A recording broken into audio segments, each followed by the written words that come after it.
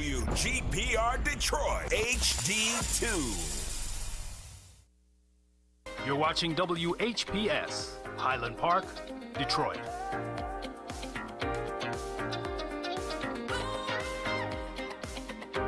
FM 88.1 WHPR, Highland Park. Turbulence. We run Detroit radio.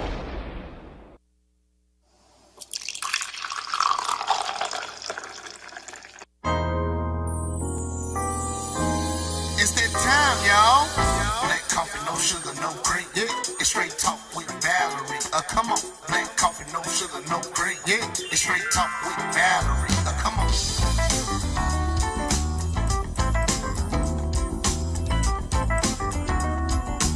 It's straight talk with Valerie.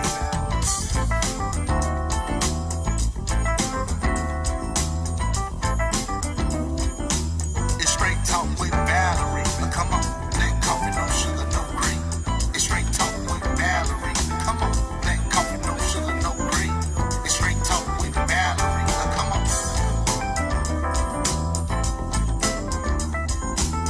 Black coffee, no sugar, no cream. Black coffee, no sugar, no cream. It's straight talk with Valerie. Black coffee, no sugar, no cream. It's straight talk with Valerie. Come on. Black coffee, no sugar, no cream. It's straight talk with Valerie. Black coffee, no sugar, no cream. It's straight talk with Valerie. Come on.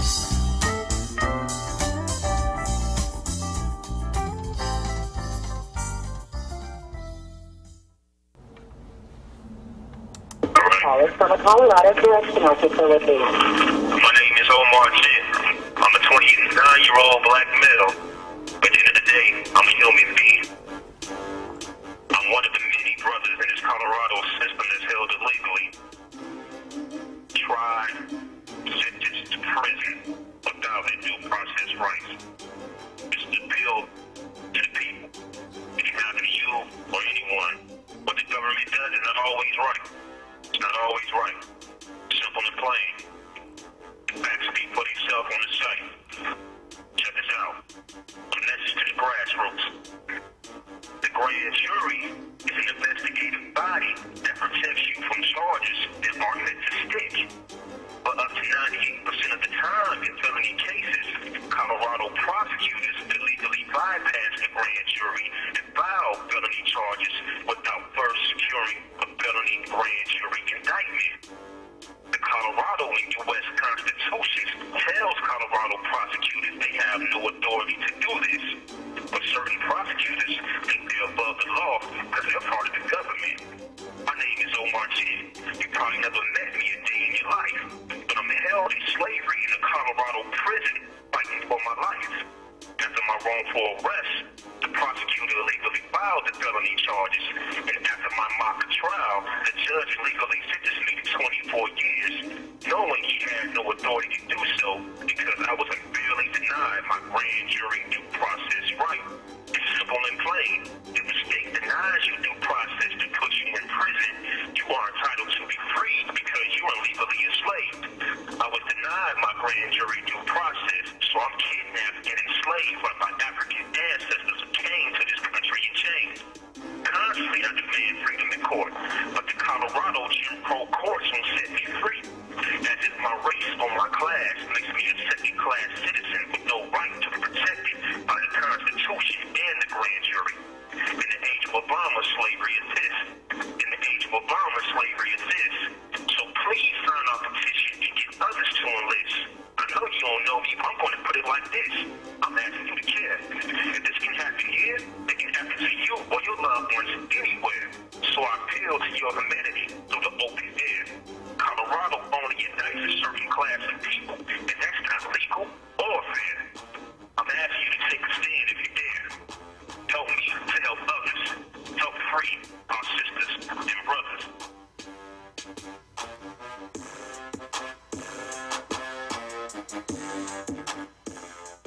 What's happening, Detroit? You're listening to the Real Black Coffee, No Sugar, No Cream. And as you know, we have listeners all around the world. So tonight we're going to take you to Florida. But the incident that we're talking about happened in Colorado. Many times I tell you that slavery still exists in this country, but the plantation looks different.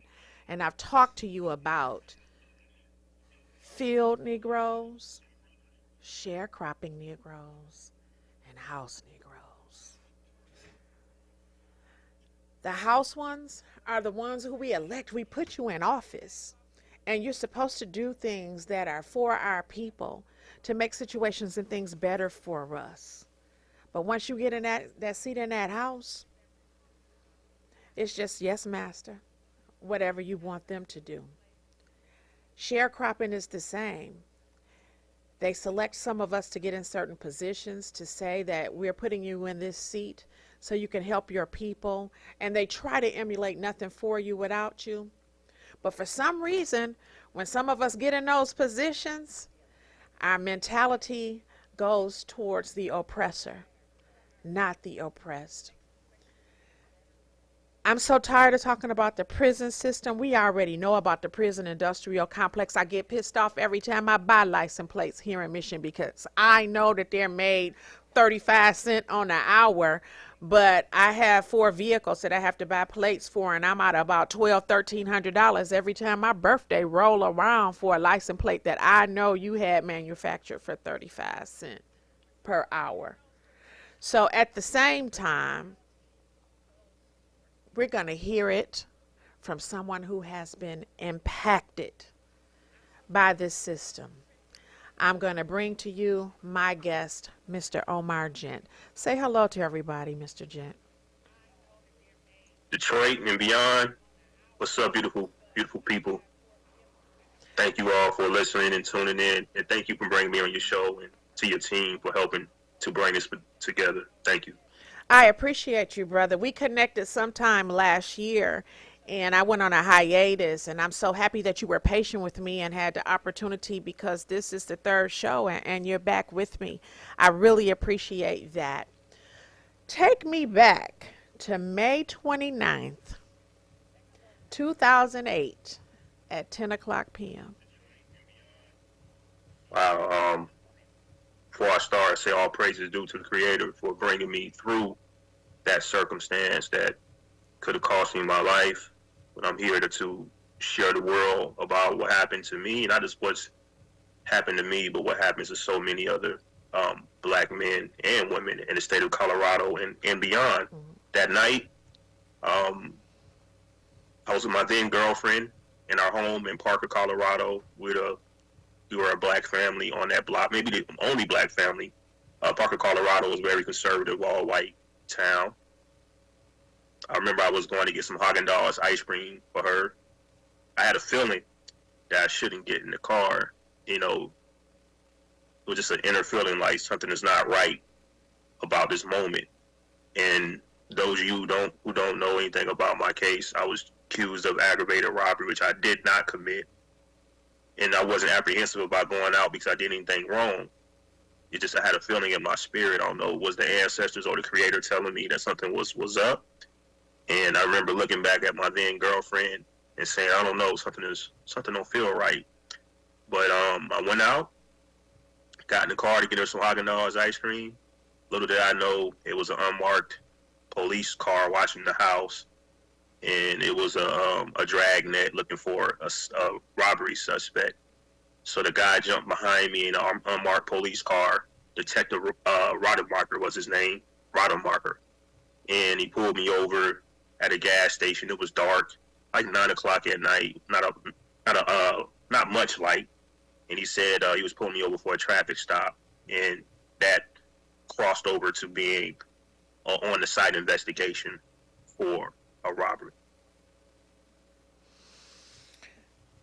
When I looked at your website and I started looking at this story, I was appalled. You were illegally detained, illegally identified, because they had the so-called robbery suspect come to the car when you were handcuffed in back of the car to identify you as the robber, correct? They had witnesses, the so-called witnesses of the crime. 2 of them weren't there. It was 3 people that were used as witnesses in the crime, civilians. One was Brent Staten. He had astigmatism. He had vision problems, so it's 9 o'clock at night. They had what they call in Colorado a 101 show up. That's it. When you're in the field and they have people in a police car and they just like driving the car past the person and like, is that the person that robbed you, basically? So I'm on the side of the road and it's dark and they got the floodlight, the police light shine on me, and they had Brent Staten in the backseat of the car, and they had Nick Frankel, which was another witness. Come to find out, he had a misdemeanor charge pending for domestic violence for his girlfriend, and we could talk about that later. So they were just drove around me, and I can't see them because they're in a police car, maybe a good 20 feet away from me, but the light is shining on me. I'm blinded, and they were told how, basically to identify me as being a suspect of the robbery. But they never approached the car. But the scene, I'll put it this way, the scene and everything, the story was brought to them and handed to them. Identify this person as being the robber, basically. And my name was actually dropped by an officer saying, we got someone named Omar. He used to be a former co-worker, because the place that got robbed, it was a car wash. I worked there over a year or so, maybe 2 years prior to, about 2 years, about a year and 7 months almost, before the place got hit. So these people, these former co-workers, said they know I robbed the place because there's not that many black people in Parker. That was Nick Frankel's probable cause statement. I actually have that in writing. He said, I know Omar robbed the place because he's a quiet, scary guy, and there's not that many black people in Parker. So basically, it got to be that nigga Omar. And I don't use that word as derogatory, but that's the climate. It was like 1935 Mississippi. Ain't that many niggas live around here. There's only like 7 of them. I used to work with Omar. It got to be him. So that statement is what they use at their probable cause affidavit. And, it took a lot of my life away from me.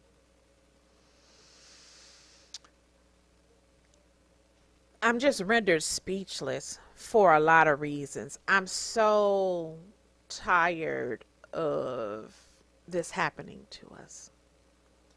Over and over and over and over again have I covered stories such as yours. It infuriates me. And when people talk about criminal justice reform and all of that, which we can get to a little bit later, I just think that if we get rid of qualified immunity, it would get rid of a lot of these problems.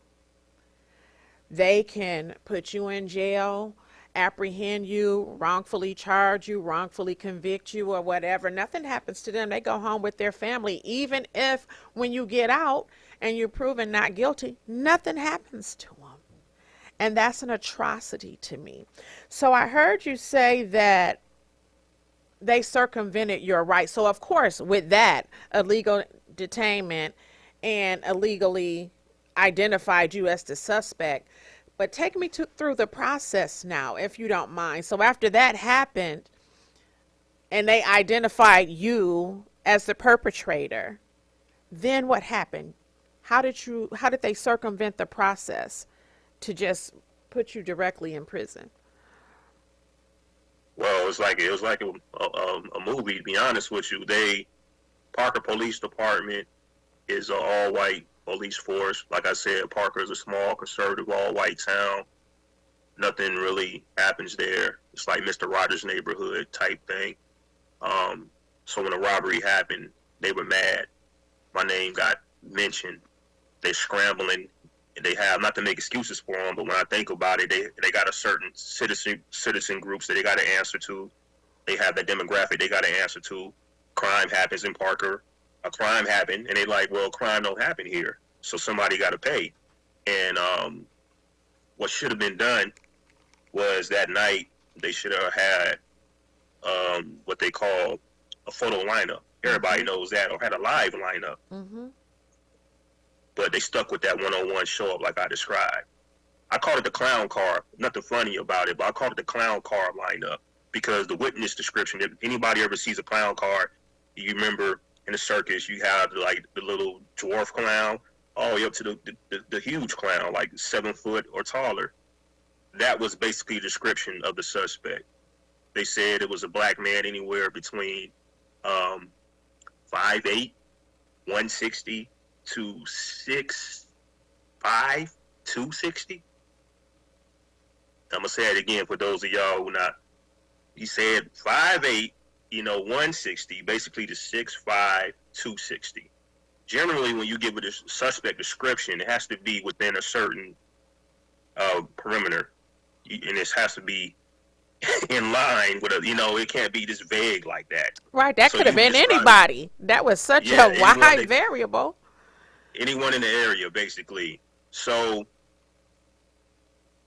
they didn't have a preliminary hearing because with that wide range of the suspect description, they obviously couldn't have a prelim. For those of you who don't know, that's when they have a hearing to determine it's enough probable cause to move forward on the charges. And probable cause is basically saying it's enough basic evidence, not a full trial, but enough basic evidence to say that a crime happened and more than likely this person committed the crime. So they didn't have a prelim, even though I asked for it several times, because they know that you have witnesses who can't even describe a person besides a racial profile, like I said at the beginning. Then I go to prison and I find out through study, going to the law library and talking to various other brothers who were involved in the law, that, whoa, they're supposed to bring the charges to a grand jury, first and foremost. And I'm not saying the grand jury is the answer, and the grand jury would have saved me, and the grand jury is the best thing since sliced bread. I'm not saying that. What I'm saying is I wasn't given my due process rights, as my website, freeourbrothers.com, exposes. I wasn't given my due process right to have the felony case presented to a grand jury. And the grand jurors would have decided, was there enough probable cause to charge me for the felony? But to save time and money, in the state of Colorado, what they do for the vast majority of the cases, especially against people who look like me, they go around the grand jury system and they file what they call an information. That's when a prosecutor acts on their own. They bring their own charges. They're not overseen by the grand jury. They're not verified by the grand jury, and just railroad people through the system. Yeah, so as I read more about your story, you were denied your Sixth Amendment right? Also to confront and cross-examine witnesses. So none of that occurred either. If you go around, well, the Colorado system is, for the felony charges, Colorado system is based off the grand jury. So the indictment comes into confronting the accusers, because when the indictment is handed down, you have the narrative attached, the narrative of the crime attached to the indictment, along with the bail amount, along with the specific charges that you're being charged for. So if you don't have that information, saying that the grand jurors, which in Colorado would have been 12 of them, said it's enough probable cause to charge you with aggravated robbery, here's a narrative, then you go from there. But I tell people all the time, it's like buying a novel and the first 8 chapters are missing in a 24-chapter book. You're looking at, you're trying to put together a story and trying to guess how things go, and because the first 8 chapters are going, good luck with that. So that's how I was denied my right to effectively confront my accusers, because so much of the story was not verified by the due process system in Colorado, which is the grand jury process. So you already screwed from the beginning. You have to either take a deal. I wasn't going to do it. I know I didn't commit the crime. I knew they were going to go to, I just knew it. I said, it's no way that you're going to not convict me, but let me go to prison and then figure all this out. Because what they were trying to do the night of my arrest, they went to my then home. They forced their way into the home without no warrant. They threw my then girlfriend and her family out the house, searching for evidence to, connect me to the robbery. This totally violated their rights as well. So they wanted me to confess so they can get away with what they did, and then I wouldn't have any, not just due process rights, but also rights on the civil end to come back and sue as well. It would have been much harder. So the alleged robber, did he rob them at gunpoint? Did he steal money? What happened? What were you accused of actually doing? Well, they said I went into the store with a 9mm and robbed the car wash. The quick car wash. It's called Quick Car Wash. It was up the street, maybe a half a mile from my then residence. I lived with my ex-girlfriend and her then family. Our then family. Because this whole case broke up that relationship. That's why I keep saying then, girlfriend, then residence, because, unfortunately, we couldn't last the stress of the relation, of that whole circumstance. A lot of pressure. Oh, yeah, a lot of pressure. So they say that I robbed the place, came in with a 9mm, and basically confronted the manager named Adam Gwynn and told him to empty out the safe and everything like that. So Adam Gwynn said he was 100% sure that it was a 9mm that was used to rob him in the car wash. He was the only one there, so they had to take the other two witnesses to make their case stronger. You'd have thought it was Al Capone. They had like all the police from Park Police, basically, they came to testify during my trial. Like 30 officers literally. That's how weak their case was. Like, why you got officers who weren't there testifying about something that happened when you already got basically 3 witnesses, 2 who weren't there? So it was Adam Gwynn's word versus my word. Basically versus my word, excuse me. It's me and Adam Gwynn. So they said that I pointed a gun at him, told him to give up the money, and basically that's how the robbery went down. And they said that he was 100% sure that a 9mm was used during the robbery. They couldn't get a warrant. They had problems getting a warrant because of lack of probable cause, because of the suspect ID range, like I was saying, was all everywhere. So the judge was just like, I don't know about this, man. Eventually, the judge granted the warrant, but they were already in the house for hours. So he granted the warrant. So it was like shoot first, ask questions later. They were looking for that 9mm to put me on the scene of the crime. But anybody who knows anything about warrants or anything, it's basic law. It's called fruit of the poisonous tree. You have to have the warrant before you enter into the home. They were told no, not by me, but by my then mother-in-law, that you can't come into this home without a warrant. I'm not letting you in here. I don't care what you accuse him of. No. The Parker Police Department, along with the Denver police and some other sheriffs, they forced themselves into the home. The moment they did that, everything was just, they could have found a dead body in there, but they still had to throw out, according to the law, because they didn't follow due process of getting that warrant. So they were trying to find anything, money, definitely a 9mm, which they did not find, because I was a lawful gun owner at that time, but I never had a 9mm, and they knew it. After going in that home, they knew it. So they're trying to find anything far as money to hook me to the scene of the crime, a 9mm, racial profile stuff. I call it the snowman. They're trying to look for a do-rag, a black cap, because the robber had a black cap, a black hat, a do-rag, anything. I guess they wanted a letter. Yeah, I guess from me writing to my girlfriend or whatever, I'm getting ready to rob the bank or, whatever. It is crazy, it's frustrating, but they're just looking for anything to put me on that scene of crime. And they found nothing. They found money. And this is they found money that was my money, and they said there was no way to trace it by saying the money was marked specifically, tracing it to the warehouse, like with a marker, a green marker, or they just went in there and found loose money. They took my clothes out of the house. They took some of my guns. Like I said, I was a lawful gun owner, out of my then residence, but they couldn't pinpoint me and put me on the scene of the crime because I did not commit the crime, and they could not find a 9mm. And even if they did, you obtained it without a warrant. Yeah. Which they do all the time. They do what they want to do. just lawless. I They didn't do. have a hope. I didn't have any hope standing against all that power. You're listening to the Real Black Coffee, No Sugar, No Cream, and I am having a conversation with our brother, Mr. Omar Gent, who was enslaved in Colorado.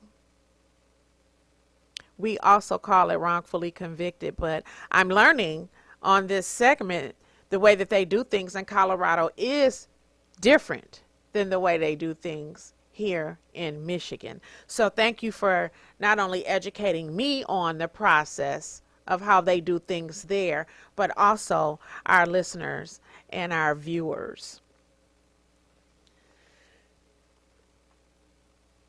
How much time did they give you, Mr. Gent?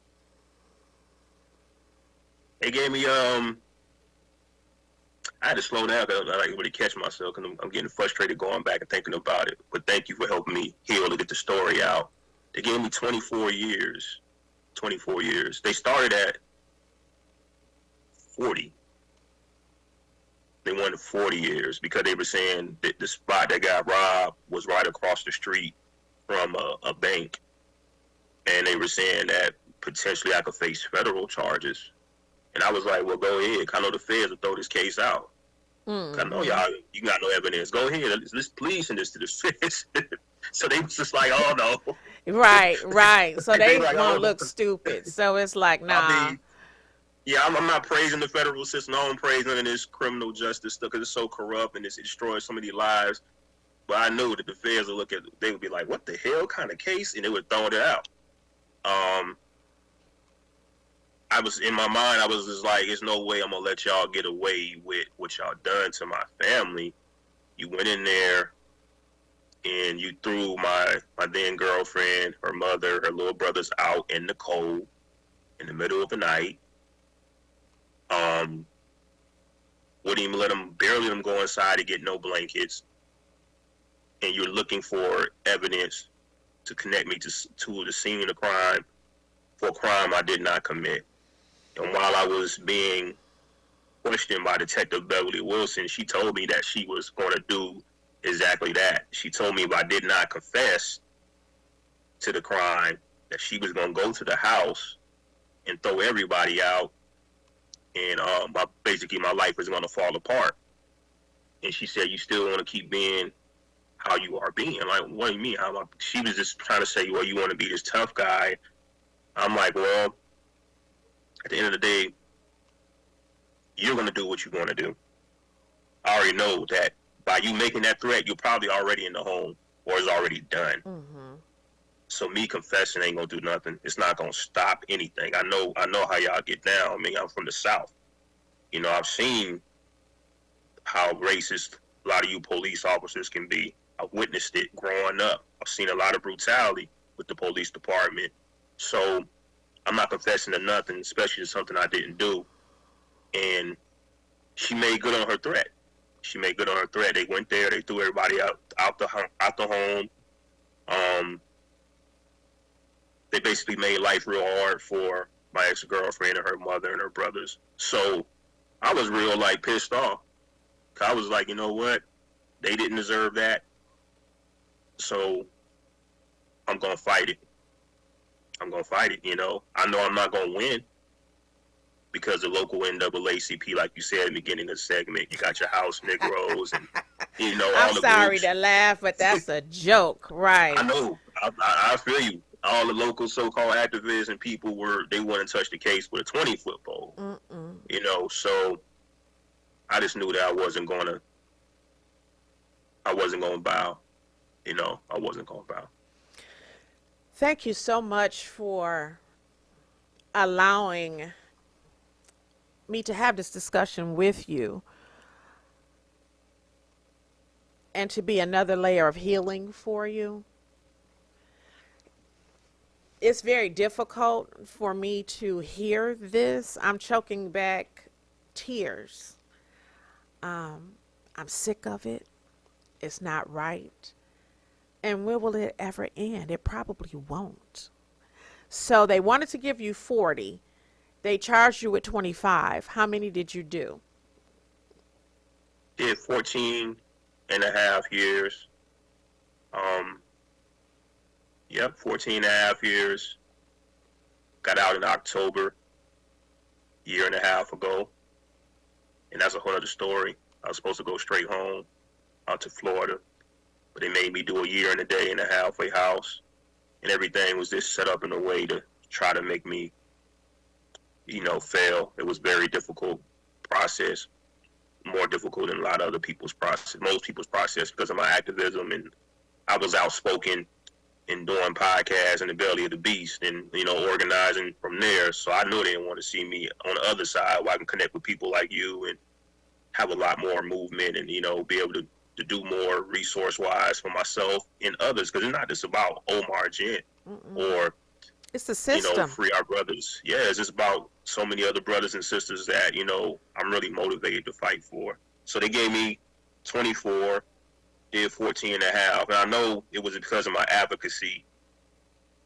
And first and foremost, the power of God. Because believe it or not, I went into the parole room and I told them people, I didn't go in there big and bad or anything. I was calm.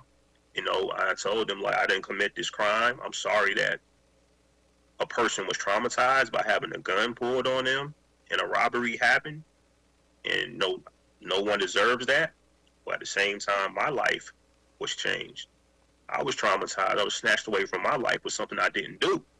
And I told them people straight up. I know some of y'all may not believe that, but that's the honest truth. And that's what I was saying from day one. I didn't have a fair trial. I was not indicted under your system. I was supposed to be, indicted and charged. So that's my truth, and that is the truth. And if y'all want to accept that or not, then you will. If not, you won't. And when I walked out of that room, honestly, I felt peace because I didn't fall on my sword, but I didn't know how they were going to take that. But the main person that was running the parole, it was through video conference. I could tell it's by the questions he was asking. I was like, I think they're leaning towards let me go, because he was like, this don't make sense. You don't have prior felonies. You weren't given due process. I'm like, what? Come again? It was like Right. He was retrying the whole damn case. So when they let you out, did they consider you then wrongfully convicted, or they still considered you as guilty and it was just time served? It was like limbo. When I say that, because his words is like, this don't make no sense. I looked at your case. I hear what you're saying. But he wasn't going to help me to prove my case. But his position is I'm not going to hold you no longer. Yeah, I'm not going to help you, but I'm not going to hinder you either. Yeah. So, okay, Yeah. I get that, because just the simple fact that they circumvented their own process, to me, was enough for you to get that whole thing thrown out. You shouldn't no longer be a felon. You shouldn't have been in the halfway house or none of that. Just off that one voice, that one person knowing that you were innocent. But see, that person was probably afraid. They minced their words and danced around it, because it was no way that one person can go against this system. Oh, yeah. Without them being blackballed with backlash and stuff like that, because the system is supposed to always be right. So it's nothing we can say or do to say that it's not right. And that's really, really, really scary. During that time, so you went up to the parole board after 14 years. What was your process from when you first got in there to the 14 years? Did they flop you any time in between, or that was your first time going? You did the 14 years and then you finally went in front of them? When I first came down, it was before this criminal justice reform push started changing things. It wasn't. I had so much time, so a parole hearing was not in question for me. And then I had I've always been, most people say smart and articulate. When I got that case, I was just so mad. I was just going to the hole, challenging police, the COs in there for every little thing. just angry, frustrated. I was kind of lost for a while because like I got all this time. You to tell me I'm 24 years old and I'm gonna lose a good portion of my life with something I didn't do. So I didn't know how to deal with that.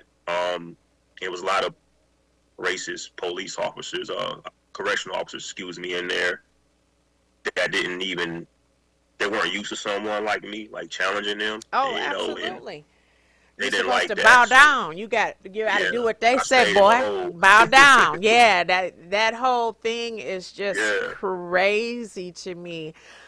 We have Stephanie Rochelle, which is one of my loyal watchers and a friend, and she says she's so sorry that you had to go through that, sir. It's a lot. It's a lot. Well, thank you, sister, for saying that, Stephanie. And but I'm I can't believe I'm saying it. I'm grateful because it's a lot of brothers and sisters that's suffering in the system and don't know how to articulate it, don't know how to bring it out, don't know how to face it. So, the Creator he's using my experience to help a lot of other people move forward and help to heal a lot of people because I lost a lot of brothers behind those walls. I'm fighting to bring other cases forward, and it's not an easy thing to do. I'm not trying to put myself on a pedestal, but I see I've been given certain skills and a mission that I don't care what they talking about. They can't come to me with no kind of deal or money. I don't get no. I want the truth to come out, and so it's frustrating. It's much as it's hurt to go through something like that. You see how it's for the greater good, and not just myself, but for a lot of other people. But thank you for your words. I appreciate that. It's a lot going on. I saw as I was researching your case, submission of a habeas corpus. I don't know if I'm butchering the word or not. Habeas corpus. Habeas Yes, ma'am. corpus. Okay. hmm Tell us what that is and what happened. Why did you submit that? Well, in law, the habeas corpus means in Latin, it means bring us the body or present the body, meaning the person. And the person is supposed to be, allow me to gather myself for a moment, because it's like, what the law says and you deal with the reality of it. So half my mind is like bullshit. So, but this is what I'm gonna tell you what the law is saying. The law is saying under the habeas corpus, it's called the greatest of all writs as an American citizen. If your detention in a jail or anywhere, a jail, a prison, or an immigration facility, whatever it is unlawful, you have the right to bring forward a habeas. And it's saying, look, they have these charges, but the charges are unconstitutional. So therefore, they can't hold me to answer these charges because the charges are unconstitutional. That's what I filed on the point of there is no indictment. Yeah, So, and at that point, it should have been throughout. And what yes. year did you submit the habeas then? When was that? Several years. Oh, so I went all the way to the U.S. Supreme Court with the habeas. It's the system, like you said, is that one person, that one judge being afraid of implications of it, because you have, in Colorado, is less than 1% of the people, according to law reviews, that's being indicted for the grand jury system. So less than 1%. I don't know what the math of that is. You're talking about a whole system built on illegal detainment. So if I was to prevail on my habeas, it would open up the door for people who maybe did some heinous crimes, who did a lot of, who maybe, who prison is really keeping the public safe from them, or some people like some real crazy cases, but because they weren't indicted, these people have the opportunity to get out now because of my case. And that's why they look at it from a political point of view. Yes, But I didn't create the system. I didn't write the Constitution. No, you didn't. I didn't make up the habeas. And that's how they do things here in Michigan. I took a law class once because I had aspired to be a lawyer at one time. And it was a term used, shepherdizing cases. So the case before you that was similar, whatever charges and sentencing guidelines or whatever that were associated with that case or crime, then they follow those guidelines. Right. So you're absolutely right. If they would have let you out where they circumvented everything, I've never heard in my life, Mr. Gent, in my life, I'll be 60 years old, of somebody identifying someone as a suspect while they handcuffed in the back of a police car. That right there. I mean, I just don't understand for the life of me. I do understand the slavery aspect, the racism aspect, and how they just want to fuel the prison pipeline with our young brothers and sisters now too. I understand that. So I'm not saying I don't understand that. But where was the right in that? The justice? They circumvented their whole process, which the process was designed to put us in jail anyway. We all know the history of policing and what it was about. We already know we had the sharecropping brothers then, like they get close to the gun line, you shoot them, or whatever. So we know the whole history of that. And all of that just went to the wayside of them identifying you in the back of the car. The person who identified you wasn't even the person that got robbed, and he had astigmatism, can't even see, and it's 9 o'clock at night. I just don't know. You know what? You're listening to the Real Black Coffee, no sugar, no cream. We have my brother Uda Dan and my brother Mark Watts that just jumped on. I am speaking to Mr. Omar Gent, and he was enslaved by the Colorado prison system. We're going to listen to As a Black Man by my cousin Millard Thomas Jr., and we'll be back.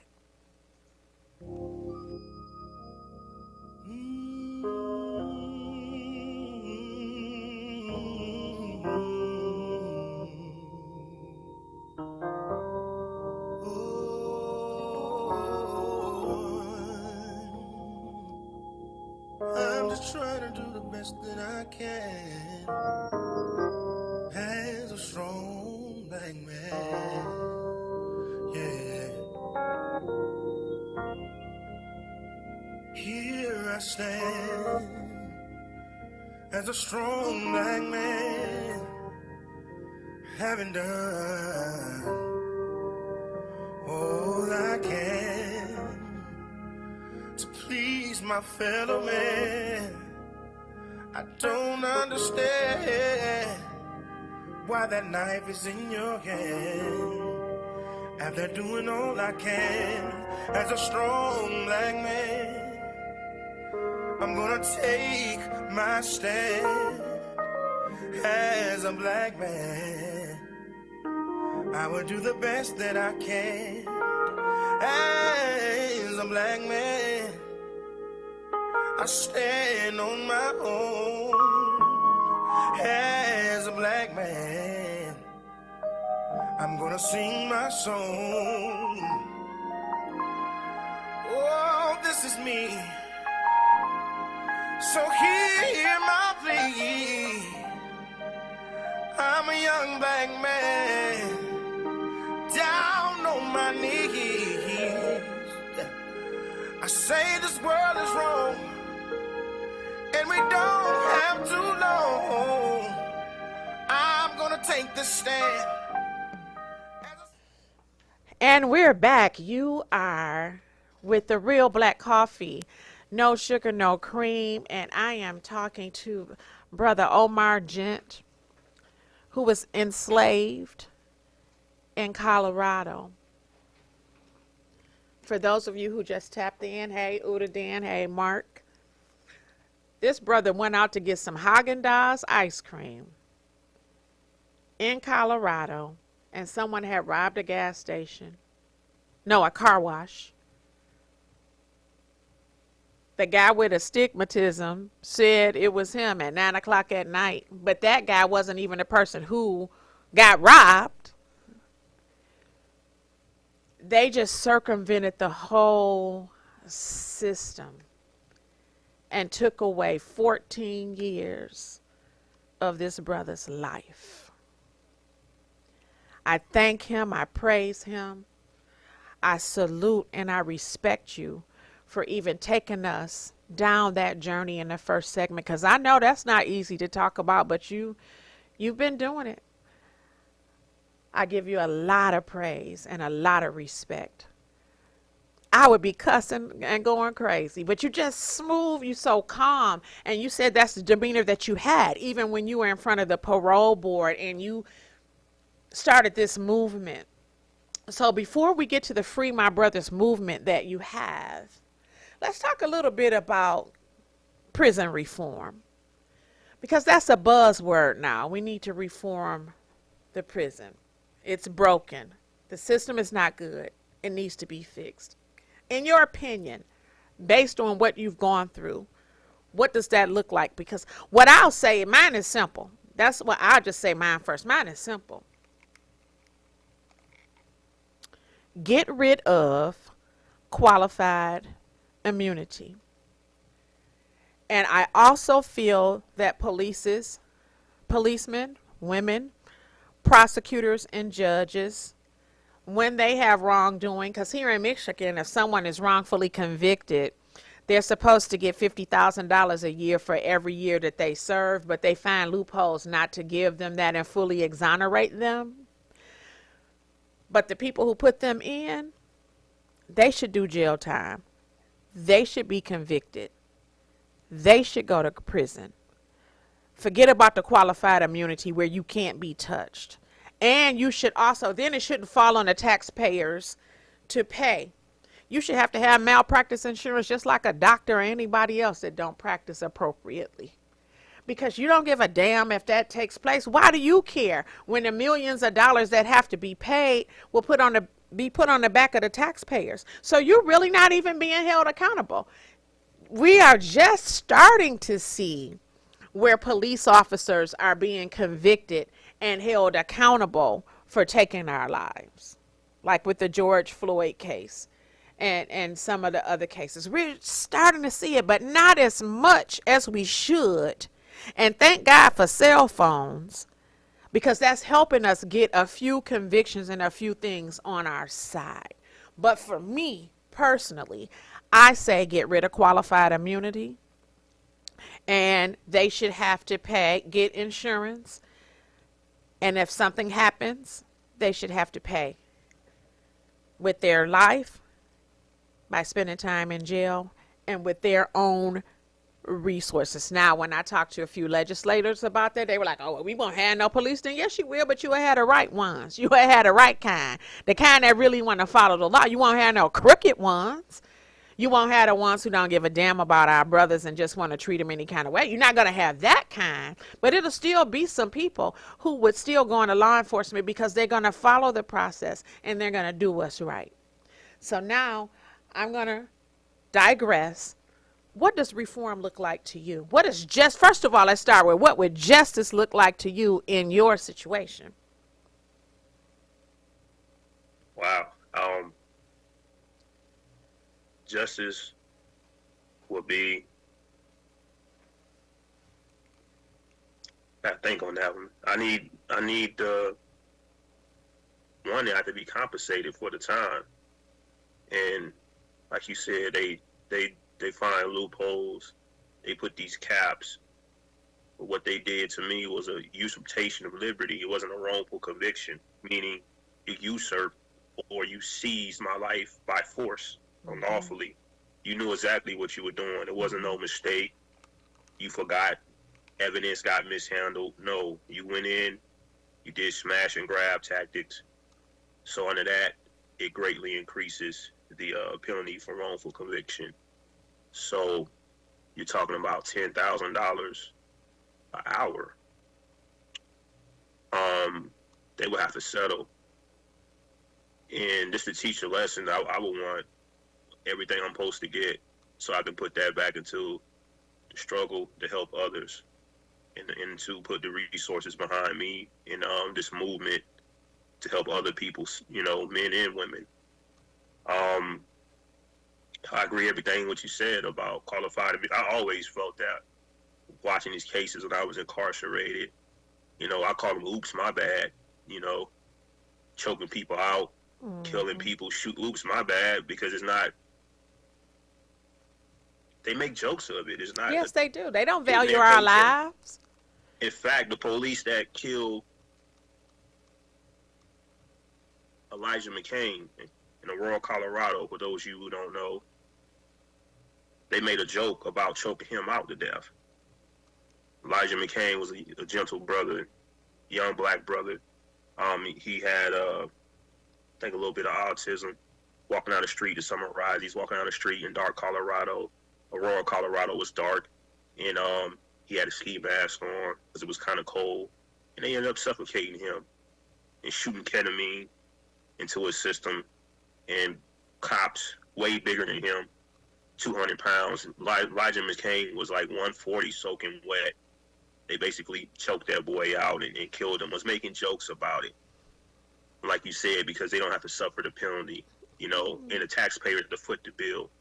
So qualified immunity, most definitely. These cases, these U.S. Supreme Court cases that allow an officer to say, I fear for my life, and to close his eyes and kill, you know, innocent people or choke out people and not have no repercussions.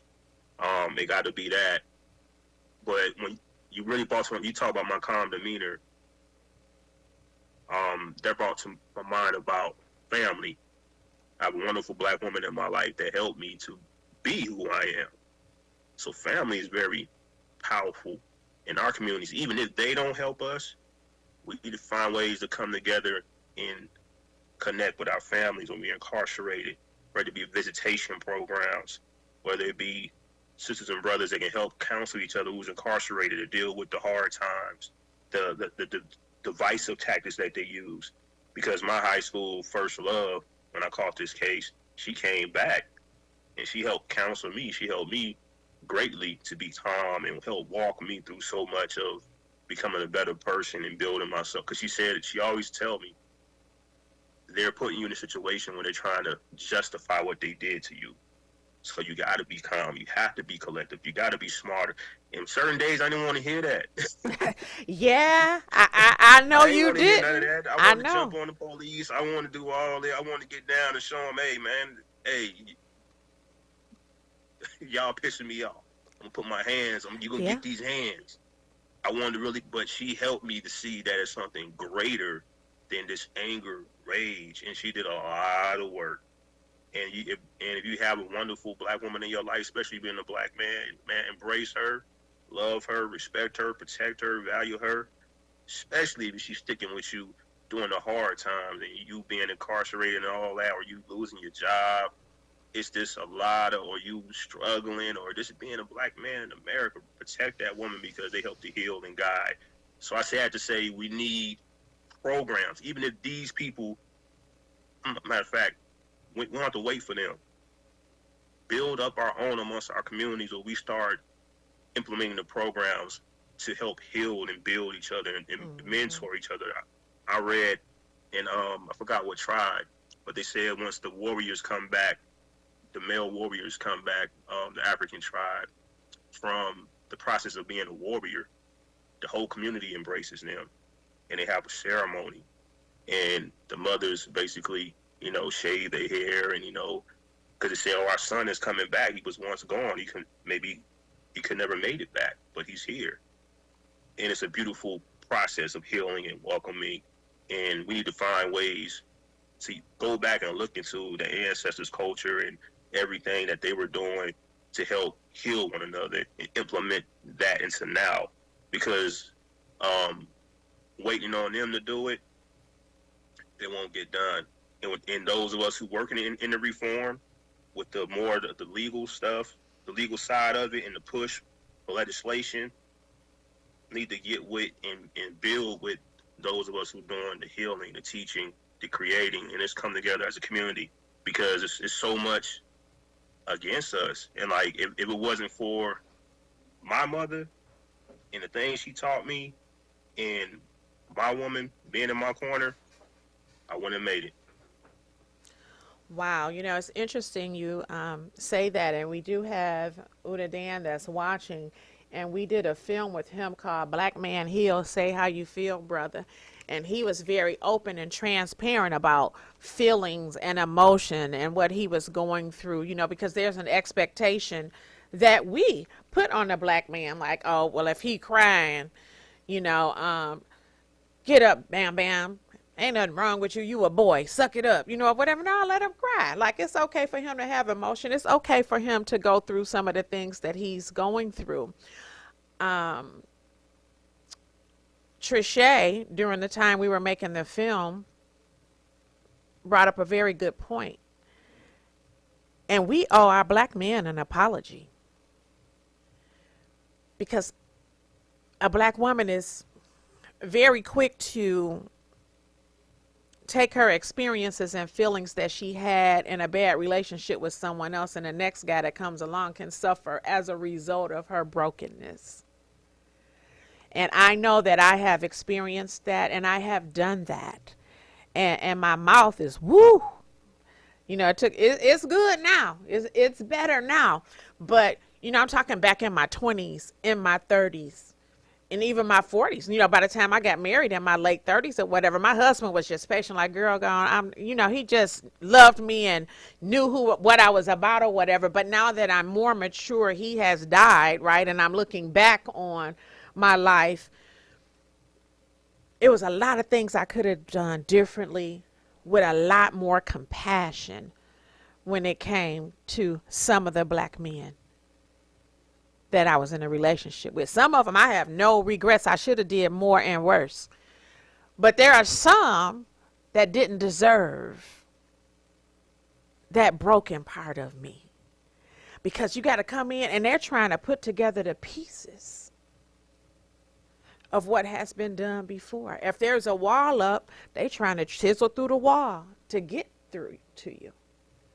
So for her to recognize what you had been through, that was true love. High school sweetheart, to come back and be with you under those circumstances, she loved you. And that is awesome. Whenever you see her or talk to her, give her my regards. Because you're right. We need more of that family support. What I find, in doing this work, so many people stab you in the back. It's hard to be an advocate. It's hard to fight for justice. It's hard to try to do what's right because there's so many people that are tear you down. And I've been following your Facebook page for the last couple of days, and you have been talking about that, like, hey, if you're an advocate, stay strong, remain strong. Have you had some of those experiences? Because you've done a lot, even when you were incarcerated, to bring about justice, to bring about change, to educate people on the process and things of that nature. So when I started reading your posts, I'm like, okay, you have freemybrothers.com, and you're really trying to advocate and do right. What are they putting my brother through that he has to write these things? So where were those experiences coming from? You asked some real good questions. I'm not gonna run from them. I'm not gonna run for the question. Okay. A lot of it is this. Me just thinking back to. I really didn't have a problem with women, to be honest with you. But got only one woman in the beginning when I was incarcerated, she stole my platform that I was working on. She just totally made it hers. That taught me a lot about making sure that you really, really know people's agenda, especially if you're incarcerated, because people figure like, well, you can't really do much, So she came in and it's a platform that I built up. It was nothing but a Facebook page, but I had a pretty good presence on there, a lot of supporters. But the reason I say she stole it is because she put nothing but her work on there. It's nothing to do with me. And then when I asked her about my campaign, she didn't know nothing about really what I was doing, what I was standing on, the legal issues, like how you did your homework. She couldn't even give me that. So it taught me that not all women, but when you're a strong man, you have to be aware of some women when they come, they be looking for validation. and not really getting behind the movement. I'm pretty sure activists can say the same thing about men as well. Like they come, they want you to be like, stay strong, sisters, stay powerful, and they feeding on that energy, and that's what they get. But they're not really gonna put the energy into you. What I have seen with our black men here in our area is they weak. And I'm going to clarify. They're weak because when they see a black woman or someone else, and I just make it plain. Trisha, my warrior sister, she didn't get a chance to get on, but she does a lot of work and she does a good job. She's a hell of a warrior. And I've seen her take a lot of hits, and myself included, but primarily her from black men. But she shouldn't be out there in the first place. So you getting mad at her for doing what you should be doing as a black man, uplifting the community, and you not doing it. But then you backstab a black woman who's out here doing it. You weak. Oh, yeah. And it's just lame. And I just see it so often, and it's sad. It's sad. See, I'm meaner than she is. I'll take the knife out my back, cut the ties, and maybe cut you. She's not like that. She has a heart of gold. She fights. She puts her life on the line. She did a protest one time at the sheriff's office. The sheriff had shooters up on the roof. She puts her life on the line. Not one brother said, well, sister, step back and let me get in front of you. Is this something I can do to help you? Is this something I can do to lead? Can I stand by your side? What do you need from me? I'm doing that, but I'm another woman. I just feel like our black men need to get behind us more. They need to be in leadership roles. They have it in them. But you definitely shouldn't get mad at a black woman for being a strong black woman, taking on parts of this movement, because everybody has a part that they can play. So to see another woman do that backstabbing, we used to backstabbing women and bickering and stuff, but to see a man do it, he weak. And I have no respect for him. All the respect goes out the window, because that's really, really sad. It's sad. So now I see there's a woven thread across the country, because in Colorado, and now you're in Florida, and you have to put up that type of messaging. If you're not going to help me, don't hurt me. We shouldn't even have to talk about pain and all of that when it comes to the movement. But as I started out this show, and as we approach the end this show, that's because the plantation post-traumatic slavery disorder is a real condition. It was passed down genetically through the synaptic nerve system, birth after birth after birth after birth, until we got where we are today with these two individuals talking here today. And because of that is why we have still the house Negro effect, the field Negro effect, and the sharecropping Negro effects. That is why we have them. And it's very, very sad. And I tell Trisha all the time, some people ain't even all the way there. They were born from pre-cum. They wasn't even born from a whole sperm. They just not even all the way there. And the biggest thing is when you try to have conversations with these individuals to try to get them to see, hey, brother, you hurting us, or you hurting the movement, or this is not cool. They don't even have the intellectual capital to lend to that conversation. Nothing that you're saying makes sense to them. They can't even grasp it. And that's even more frustrating. And that's what I had to learn about my little piece of the pie in this.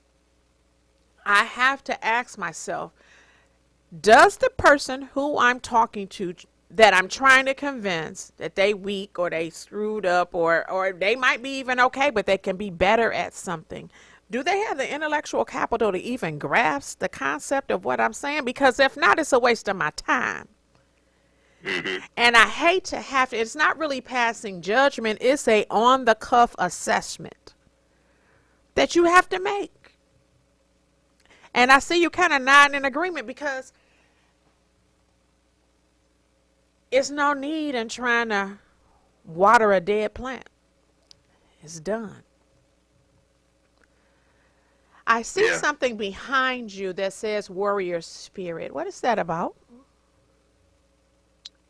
Well, that's what it basically encompasses everything you were talking about. Like having that warrior spirit to know who I am, know the enemy. Black woman is not my enemy. You know, I'm gonna say it again. The black woman is not my enemy. I know who the enemy is. I know the enemy system. I know the game of division they play, and I have to be willing to stand as a man and to stand for my people with the warrior spirit, to not give up, even if it means giving my life. And the police knew that, the COs knew that, and when I was incarcerated, they knew I was gonna stand for my people, stand for my rights with that warrior spirit of the ancestors.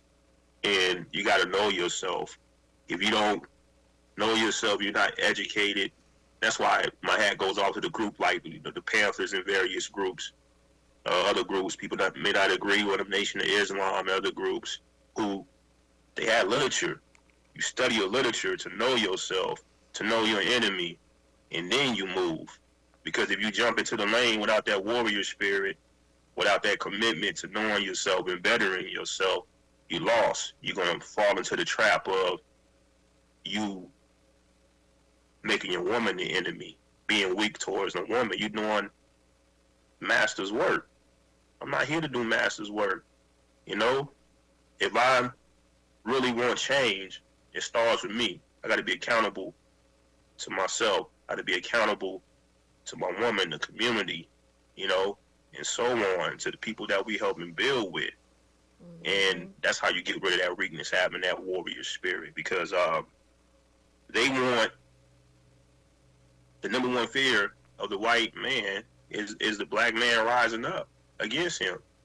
That's why they have the prison. That's why they have the high unemployment. That's why they always different signs and symbols and attacks to try to keep you in fear, subjugated against your community, against your woman, first and foremost.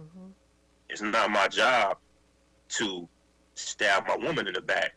It's my job to stand with her and make sure that the woman, my woman and the woman in the community, that the building is moving, that I'm building and moving with them.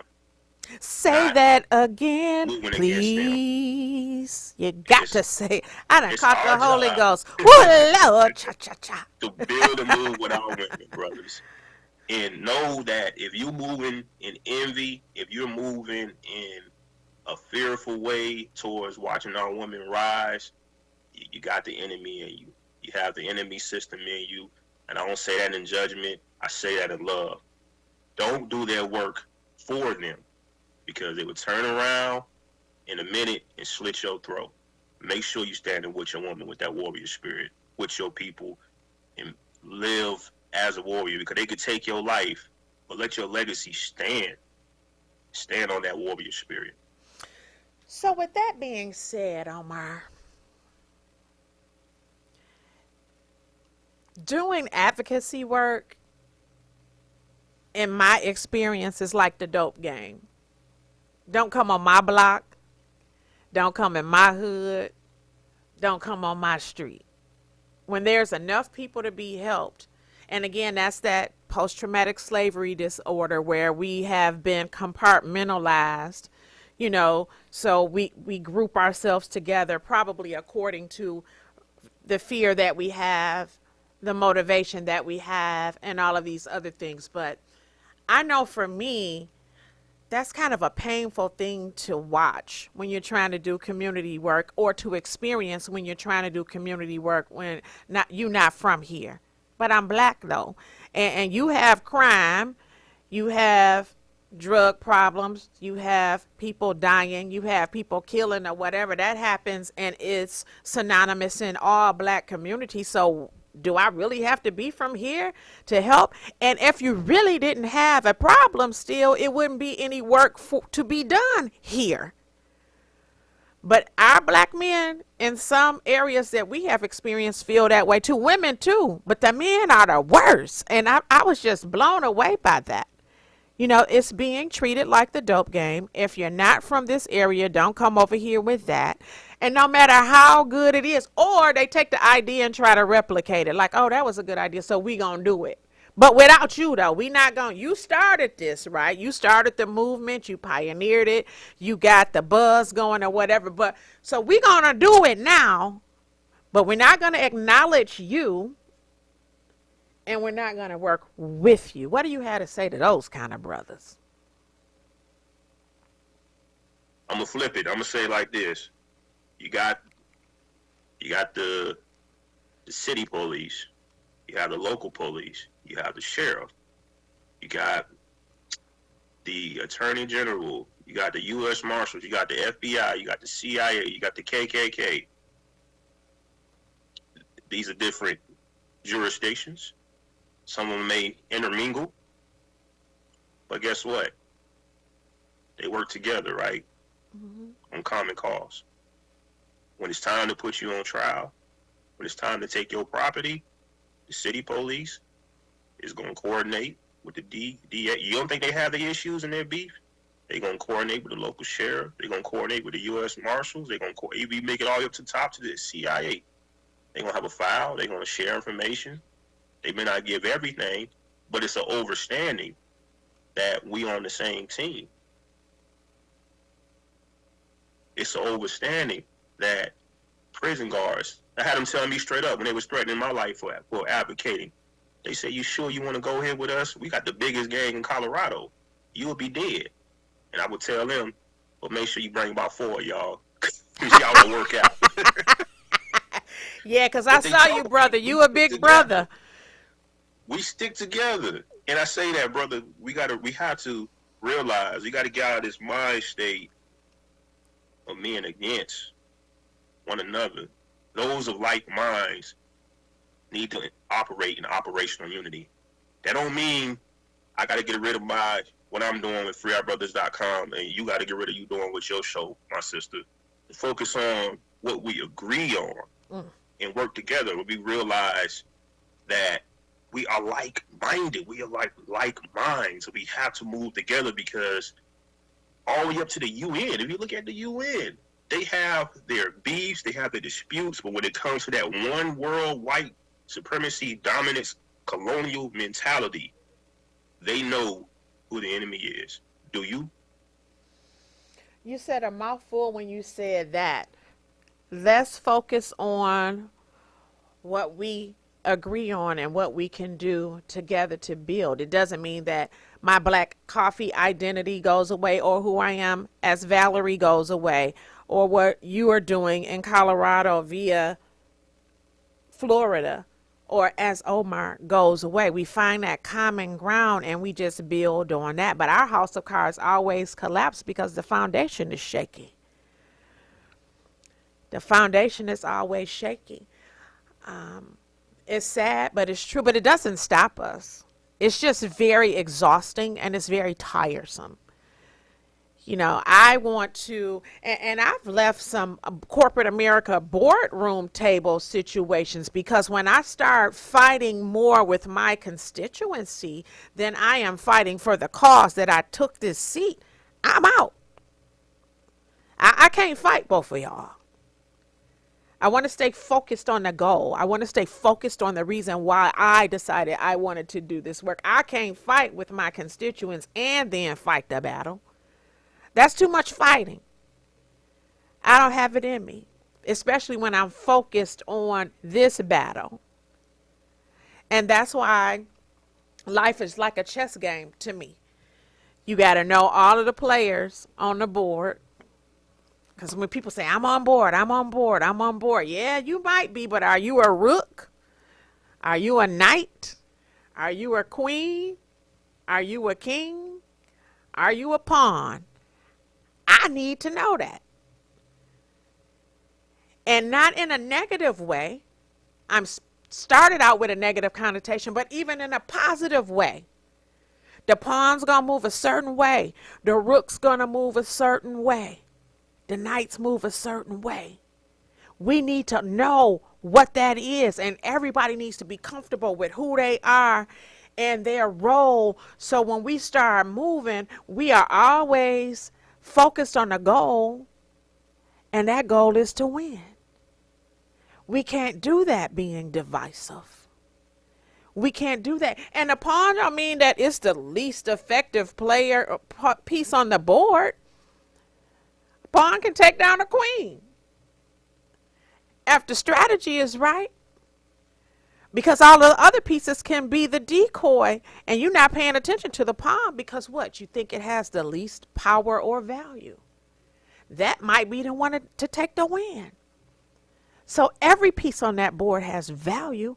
Every player on this team has value. Anyone that has taken time away from their family and anything that they're doing with their life to put into this movement, you have value. There are plenty of other things that you could be doing, Omar, than going back now still fighting and try to help others. So let's talk about freemybrothers.com. Let's talk about your website. I know that your brother helped you get that start. Is that correct? I thought I read something about your brother on there working with you while you were still incarcerated. But it's a movement. So talk about freemybrothers.com. What is it about? It's Free Our Brothers, OUR. Okay. FreeOurBrothers.com. And it basically just lays out what the state of Colorado, how they bypass the grand jury system and uphold unlawful mass imprisonment. And it gives a step-by-step breakdown of it. And it came while I was incarcerated, the idea, well, actually, my brother, he works with Google, well, actually, Facebook now, by the time he was working in the technology field for a different branch. But I remember I was just looking at stuff on TV. I was always just handwriting letters. And I was just like, bruh, can you set up a Twitter account for me so that I can get, people, instead of handwriting all these letters and not getting response, because you write, people don't even respond. And like, yo, I need to facilitate this, make it easier for myself as well. And he was like, well, I could make a Facebook page for you, but he was like, I don't want them to have the power to shut it down. I was like, oh, okay. So they made freeourbrothers.com as a way. It was supposed to be other brothers moving with me. But then again, you talk about the disunity. It was, couldn't get their families to contribute. It was just like, oh, well, if we help, and then how is this going to help your read the damn site. It was just too much. With them, what's in it for me? Yeah, I don't trust you type thing. I'm trying to get there people out who have more time than me. But that's what the site is about, just bringing forward the story to show people that it's bigger than Omar Jeremy Gent. Even when I talk to, other people of different ethnic backgrounds, I tell them, man, it ain't about black males and Omar Jeremy Gent. It's hitting white people too. It's hitting brown people too. It's right there. So it's this push to show people what the truth is, because they always say in Colorado's legal system that they have the authority to do what they're doing, that they can file the information and go around the grand jury, but the Constitution don't say that. First year law student would tell you the Constitution is the law of the land, the main law of the land, supreme law of the land. So that's what freeourbrothers.com is about. Awesome. Well, we're going to prepare to close. I see Stephanie said, Lord, I pray that you put your foot on the necks of those that mistreat us 50 shades of brown people and stop them on their tracks. In Jesus' mighty name, amen. Yeah. All right, Stephanie. Yeah. Omar, thank you. Thank you for your patience. Thank you for sharing. Thank you for taking time out. Thank you for revisiting one of the most horrific times in your life with us on today. I salute and respect you. I love you, brother. I feel like I've made a new friend. And if it's anything I can do on this side to join a movement, because this is a problem across the nation, and I believe those of us who are like-minded should join together in some type of movement as well. Is there anything you would like to say as we close? Thank you for having me on, for your team. When I was incarcerated, I was thinking about the opportunity to bring the story forward. It was very hard trying to get anyone to listen. I'm really grateful that, you know, you invited me on your show and that you have the courage and the mind state to work on these cases. I know it's not easy. Thank you for doing what you're doing. And also, y'all, please check me out at Facebook, Bold, B-O-L-D, Lion Warrior. And that's why I have my post at. I appreciate everyone for listening and tuning in, and please support this platform. Thank you so much. Well, you've been listening to the Real Black Coffee, No Sugar, No Cream, where I don't spill any tea or try to make you feel dazed like you drank a shot of cheap liquor. I'm just here to articulate factual statements that make you look at things in a different perspective. Minds. And we're out of here.